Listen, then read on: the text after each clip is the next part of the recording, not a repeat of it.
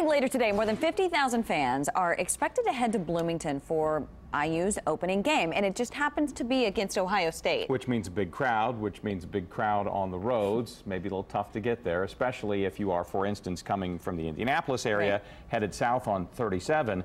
There may be some help, though, this game day. Joe Malillo joins us live in Bloomington to sort it all out. What the fans need to know heading to the game. Joe? Yeah, I have good news and bad news, guys. The good news is 37 is open, both lanes.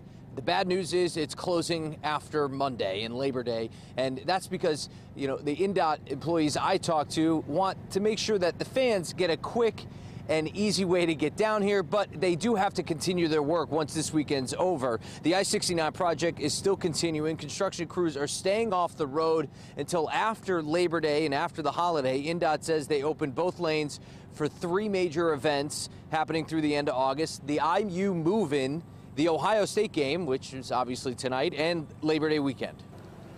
After the Labor Day weekend, we will be going back down to 1 lane. And that's because we still have to continue work. We're on an accelerated schedule because we're trying to get this open for next year. So even though the motoring public may see 2 lanes right now and may have the mindset that why don't you keep it open, we would like to, but if we want to get this done by next year, we have to keep some of these lane restrictions. Yeah, INDOT says despite the lanes being open to head to the game early and to use those alternative routes. Now, the first they suggest is to go 70 to 46 into Bloomington, and then second, they suggest 65 south to 46 west to Bloomington. And lastly, they also suggest 67 south to 46 east into Bloomington.